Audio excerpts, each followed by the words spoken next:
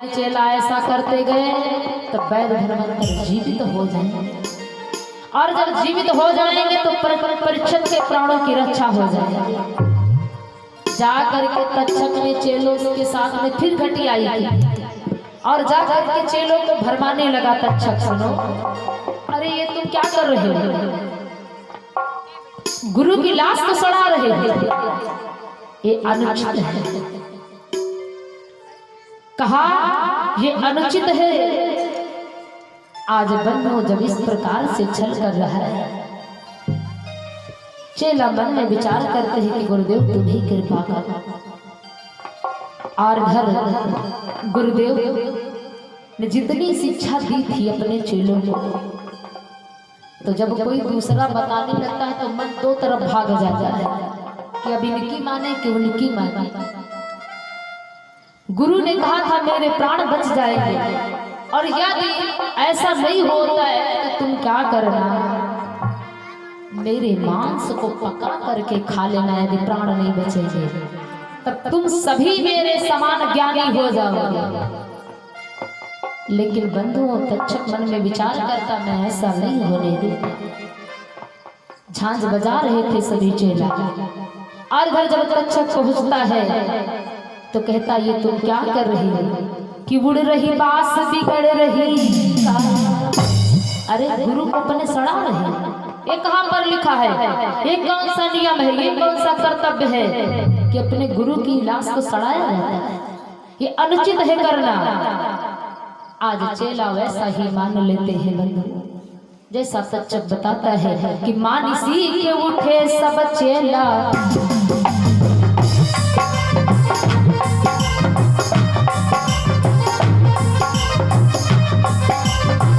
मानसी के उठे सब चेला, खोद गुरु बबायो है। चढ़ी रे हो लहर लहर को लई रे हो, बैठे तुमको पायो है।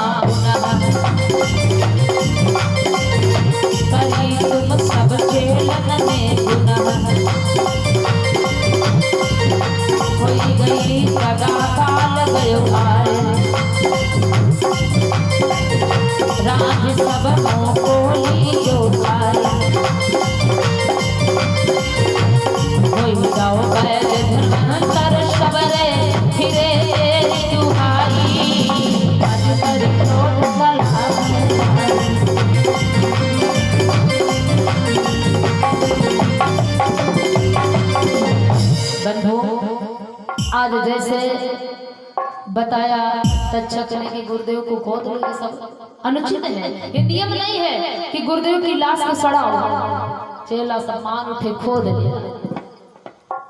गुरुदेव तुमको जहर कब्र कर रहा है। कुछ आंखें खोली और मुंह से इतना निकला कि जितना मैंने कहा था उतना ही कर डालो। अब मेरे प्राण नहीं बचेंगे, मेरे मांस को पका करके खा लो सब।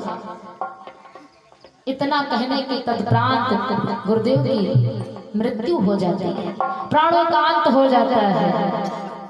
अब चेला मन में विचार करते हैं कि जो गुरुदेव ने कहा वो हमें करना चाहिए। मैंने जो गुरुदेव ने कहा था कि मेरे ऊपर 3 मास तक बैठ करके साज बजाओ, मैं जीवित हो जाऊंगा पुनः, और यदि तुमने ऐसा नहीं किया तो मेरे प्राण चले जाएंगे। आज मैंने गुरुदेव का कहा नहीं माना, मेरे गुरुदेव तो जीवित मिले, लेकिन इतना कहने के प्राण, मेरे गुरुदेव के प्राण चले गए। अब मुझे गुरुदेव की शिक्षा माननी चाहिए। ठीक ऐसा ही गुरुदेव के कहा करते हैं सभी चेला। गुरुदेव के शरीर को काटते हैं कि काटो मांस चढ़ाई गई हड्डियां। गुरुदेव को काटते हैं कि मांस को और हड्डियों में रखते हैं कि पका करके हम सभी खाएंगे और गुरुदेव के समान मुझको ज्ञान हो जाए। लेकिन बंधु होता क्या है, मांस को जैसे काटते हैं कि तक्षक के कपिल द्विज बन के,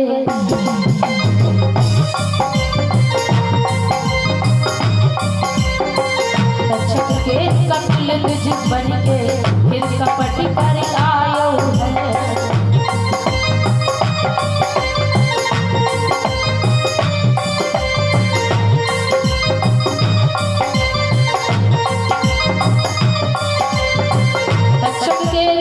द्विज बन के फिर कपट कर आयो है। राज दुष्ट गुरु के मन को कहो कौन अब खायो है।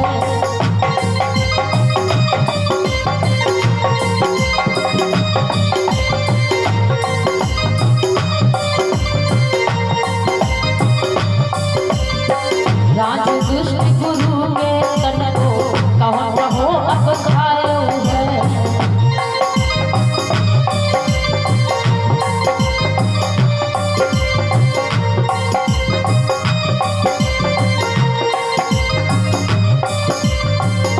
चरण जे पूजे शीश नवाए, जहर को ले पास खाए, दियो तब बातन में भरमाए, दही हड़िया दरिया में बहाए, चक्कर खाए डूबी गई हड़िया, तक्षक मौज बनाई, आज क्रोध कला भराई।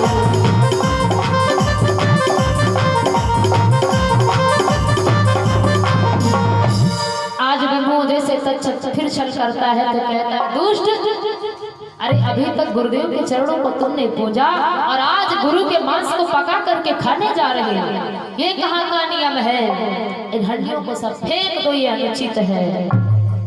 तक्षक की कही बात चेला मान लेते हैं और हड्डियां, वो जो हड्डियां नदी में फेंक देते हैं। और जब नदी में फेंक देते हैं तो डूबी ना ये बची एक हड्डियां।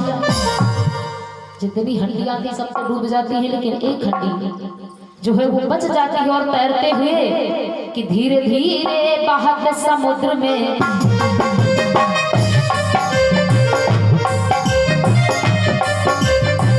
धीरे धीरे बहत समुद्र में बंगाले में आई है।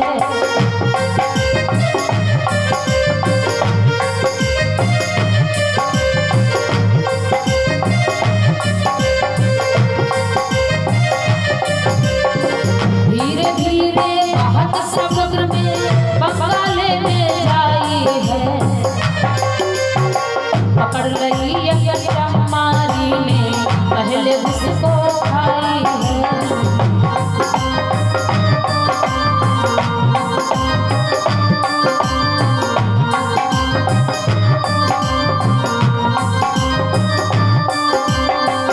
खाते दिखे तीनों लोग,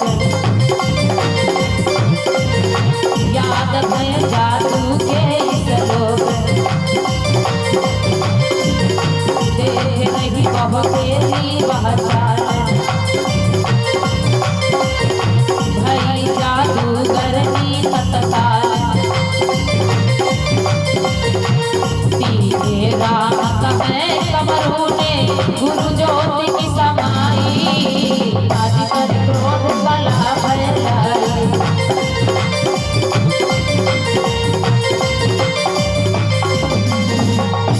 आज जब एक खंडी नहीं डूबती है, वो बहते बहते जा करके बंगाल में पहुंच जाती है, जहाँ के राजा कमरू हैं, उनकी राज्य में। और एक चम्मारी जो प्रतिदिन जाया करती थी समुद्र में कपड़े धोने के लिए, जिसका नाम है लोना। आज वो लोना चम्मारी जैसे हंडी को पाती है और देखती ही कि इसमें मांस है। जैसे मांस को देखा तुरंत खाया, और जैसे खाया तो उसको जितने इस लोग थे सारे उसको याद स्मरण हो गए जादू की। आज वो तीनों लोगों के जादू को देखने लगे। चम्मारी और इधर देवी नमन देव परेशान कि गुरुदेव अभी तक नहीं आए। हमने कब संदेशा भेजा था, गुरुजी अभी तक नहीं आए मेरे प्राणों की रक्षा करने के लिए, मेरे पति को बचाने के लिए। रात में नवल देव को स्वप्न होता है कि देखो सपन नवल दे। आज नवल देव को जब स्वप्न होता है बंधुओं, तो क्या देखती है कि गुरु को सर्प ने खा लिया, भैया तक्षक ने छल कर दिया है। और जब गुरुदेव ने बताया अपने चेलों से कि मेरे मांस को बना करके खा लेना तो मेरे समान वैद धनवंतर हो जाओगे, तो भैया ने उनके साथ भी छल कर दिया है और उस मांस को फेंकवा दिया है दरिया में, जो जा करके बंगाल में पहुंच गया है। आज ये स्वप्न के माध्यम से देवी नवल देव को जब ज्ञात हो जाता है, मन में विचार करती है कि मैं वहां कैसे जाऊंगी। एक बार मैं अपने पिता के द्वार पर जाऊं, हो सकता है मेरे पिता को दया आ जाए और मेरे रक्षा कर दे, मेरे सुहाग को वापस मेरे पिताजी कर दे। आज बड़ी आशा लेकर के नवल देव अपने पिता की ओर चलती है, कपड़ा मंगवाती है, कफन मंगवाती है और अपने पिता की लाश को समेटती है, उसी में बांधती है और अपने हाथ से स्वयं अपनी पति की लाश को लेकर के जाती है पिता के पास। जब पहुंचती है नाग लोग, आज अपने पिता के द्वार पर फूट फूट करके रोती है नवल देव कि हाय हाय डगराएगा। जैसे एक गाय अपने बछड़े के लिए व्याकुल रहती है, उसी प्रकार से आज नवल देव परीक्षित के लिए व्याकुल है। हाय हाय करके चिल्लाती रोती है, बिलखती है अपने पिता के द्वार पर कि घोटन पर कराई जोर बल,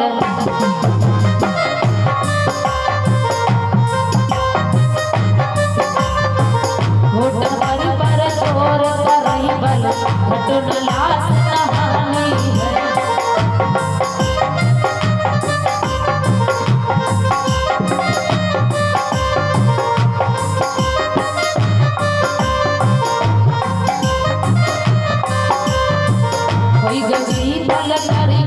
बाबुल मुख पर छाई लाली है,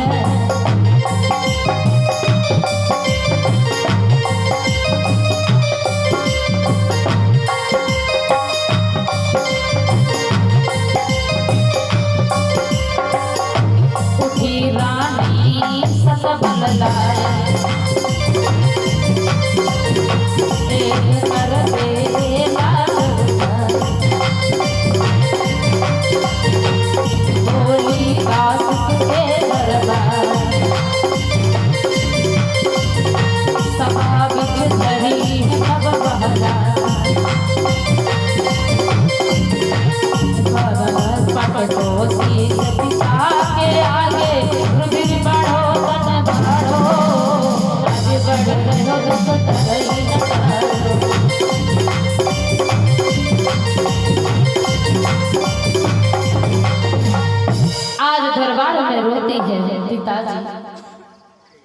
देखिए मेरी अवस्था को और मेरी रक्षा कीजिए।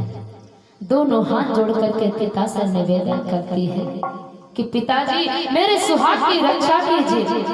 दो कर जोड़ी पिता से बोली। आज एक बेटी अपने पिता से सुहाग मांग रही है, लेकिन ऐसा निर्दयी पिता है जिसको जरा भी दया नहीं आती है। कहती है नवल देव कि पिताजी कि मैंने बाबुल का बिगाड़ो,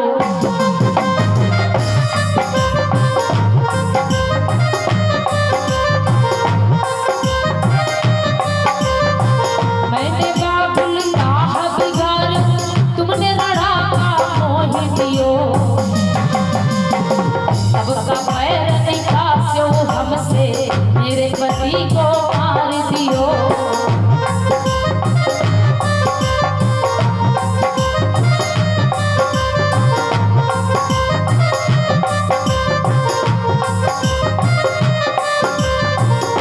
उम्र मेरी बहुत बारी, करो मत जान बूझ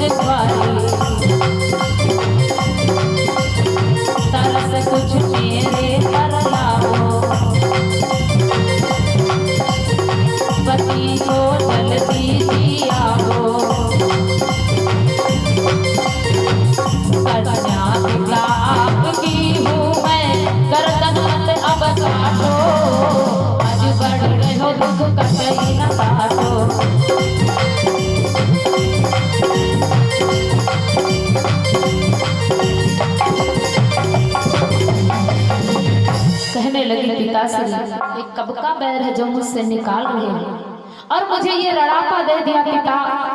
जरा मेरे बारे में सोचो, मेरी क्या उम्र है, ये जीवन मेरा कैसे बीतेगा। कुछ तो दया लाओ पिताश्री, कुछ मेरे पर तरस खाओ। लेकिन बासुक ने एक ना सुनी। नवल देव बहुत निवेदन करती, मैं तुम्हारी शरण हूं, मेरी सुन लो पिताजी। लेकिन जब बंधु कुछ ना सुनता है नवल देव की, और क्या करता है कि परीक्षक की लाश उठा करके बाहर अपने दरबार से फेंकवा देता है। अब नवल देव और फूट करके रोती है कि मैं आई थी आशा लेकर के अपने पिता के पास कि हो सकता है मेरे पिता ही मेरी रक्षा कर दे। लेकिन पति तो साथ छोड़ ही दिया, लेकिन पिता भी साथ छोड़ रहे। इस परिस्थिति में मैं क्या करूं। आज नवल देव फूट फूट करके रोती और कहती है कि राम भजन की है बेला आंदेसा मोहे लागी रहो।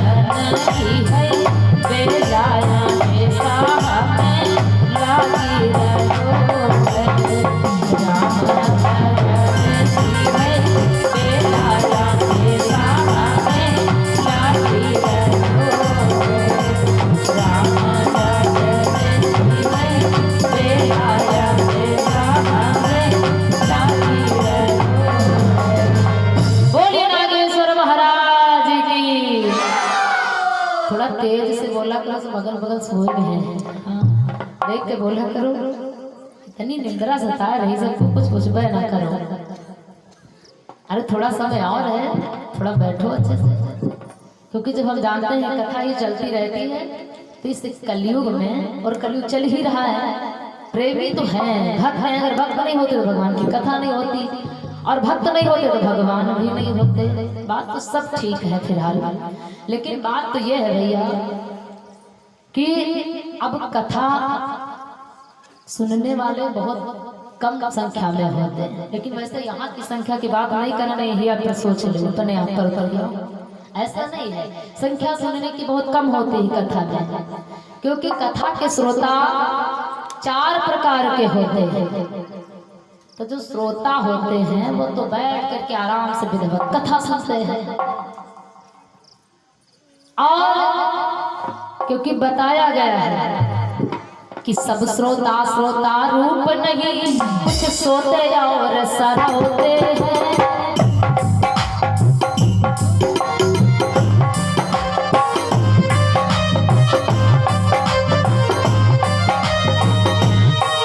इसलिए कथा सुनने पर भी फल ये भी हो सकते हैं।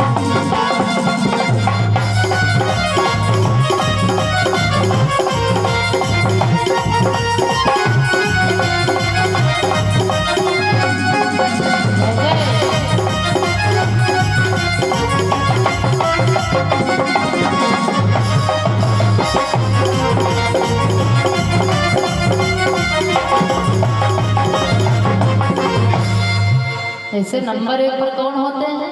श्रोता। वो बैठ करके बढ़िया कथा सुन रहे हो, लेकिन निंद्रा थोड़ी ना है, चाहे पूरी रात भर बैठे हैं, फर्क न पड़ी। और दूसरे नंबर पर हुआ कौन? श्रोता। 4 प्रकार के श्रोता बैठते हैं कथा प्रांगण में, वो चारों लोग मौके पे या बात नहीं कि नहीं है, लेकिन अभी तुम सब कोई जानो, हम का जाने को कैसा है। अब अपन अपन विचार करो को कि के बगल कैसे है, अब है पता चल। नंबर 1 पर है श्रोता, वो कथा बढ़िया सुन रहे बैठ करके, हम देखते हैं उनको निंद्रा आती नहीं है, चाहे रात भर बैठ के भी कथा सुनाया करो। और नंबर 2 वाले कौन है? श्रोता। वो देखो बढ़िया मौका पाए, बढ़िया झूम भी रहे हैं खूब कस के। हम कह झूमो खूब कस के घूमो, कोई पंडाल में कमी नहीं है, जगह कहीं सुनो भैया जी के सब घर पड़ा है, चाहे जहाँ तक बैठो। लेकिन चिंतक बात तो यह है कि बीचों बीच में बैठे हो, दादा या 5 किलो खपड़ी जही के ऊपर पटक दिया हो, खाली कथा हमका चिंता यह बात की रहा, हमका झूमो खूब कस के झूमो, हमका कहा करे, लेकिन यहाँ 5 किलो खपड़ी जी के ऊपर पटक दिया हो तो का दोबारा कथा सुने नहीं है, कहीं है घर से सुन लो ठीक हो, खपड़ी के मार खाए को जाए। तो वही है श्रोता। और नंबर 3 कौन? सरौता। सरौता जान भैया, वो सुपारी काटने के काम आता है। तो वो तीसरे नंबर वाले हैं सरौता, वही ना कथा सुनाती है और ना बगल वाले में सुने दिया भी है। जितने लोग अगल बगल बैठे हैं, अब उनकी बातें हो ही रही है का, अब का बताइए 2 दिन से 3 दिन से पानी बरसत दिया, देखो कथा नहीं सुनागा। अब आज नहीं बरसत है तो बढ़िया वही अपने घर वाली बातें बता रही हैं कि आज हमारे घर पर यूं बना रहा है, हमारी मम्मी यूं करती रहा है, फिर यूं बहुत द्यास भरे कथा, कोई अपन मतलब ना सुनी है ना तुमका सुने दिया है। तो वो यहाँ सरलता, वो यहाँ पर काम कर रहे हैं, अपनी वाली कथा सुनाए रहे हैं। हाँ। और नंबर 4 पर बड़े बढ़िया श्रोता हुआ जिनका नाम है सरकौता। और सरकौता कौन है? अब देखिए का बढ़िया कि सब लोग कथे में बंध चुके हो, इसमें बंधना होता है कि जब यहाँ से कथा सुनाई जाती है तो जितने रसिक होते हैं उनको ये आभास रहता है कि प्रश्न आया है तो उत्तर क्या होगा, तो बंधे पड़े हैं।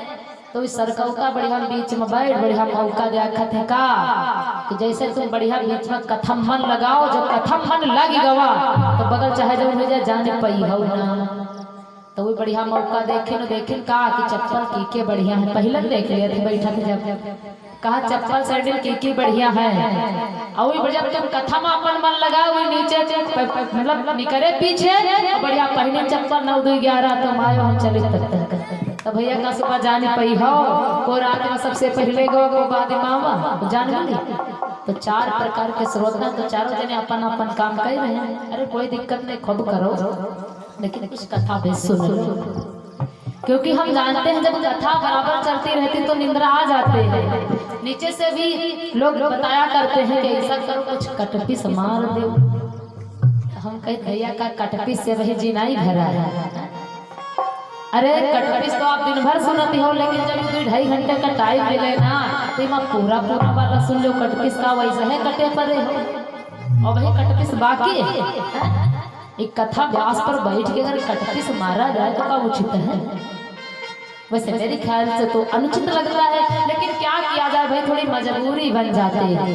वैसे हम ज्यादा कटपीस सुनाए हैं। हाँ हाँ, कटपीस का ज्ञान बहुत कम है हमको। तो जब तक ये सब नहीं होता है, आप देखो कथा विराम हुई ना, अब सबके 32 के 32 बाहर है लगभग।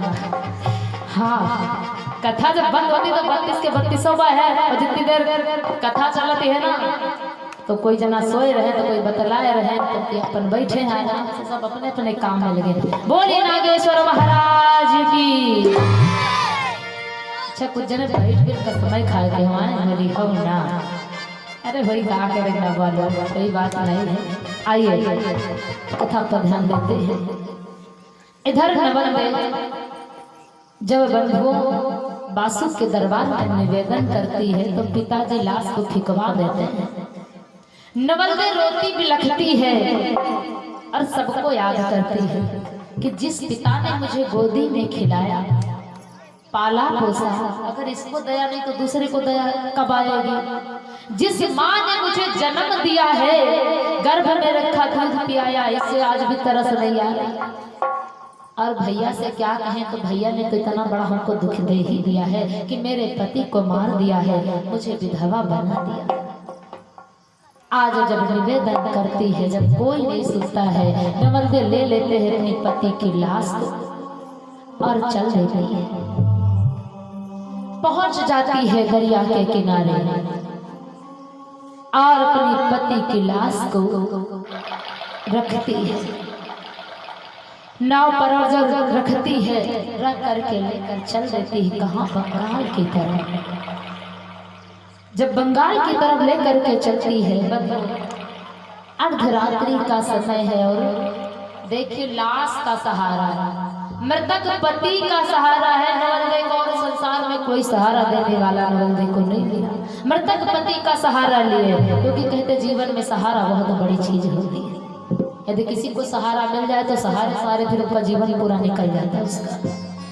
आज नवलदे जब पति की लाश को लेकर के चलती है, अर्धरात्रि का समय होता है और दरिया में लाश को लिए हुए जा रही है कि जाय के पहुंची धार बिचरानी कि आधी रात में सासन नानी।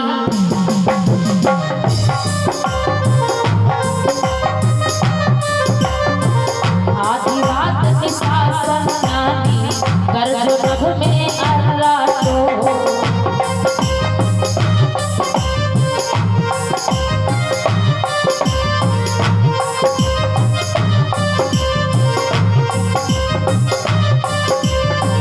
आधी रात में सासन नानी गर्भ नभ में अर्राटो। ऐसे रहने का मेरे स्वामी प्रीतम मेरा दुख बाटो।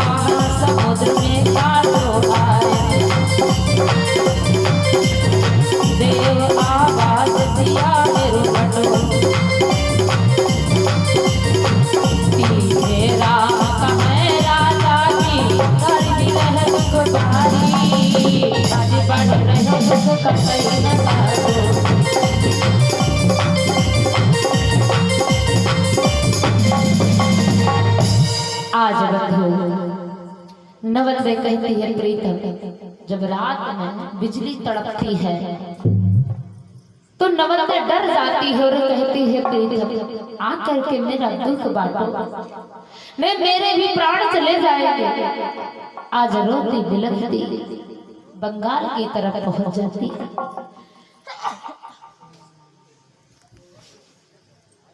नवल देवी जब बंगाल की तरफ पहुंच जाती है तो वहां पर बंधुओं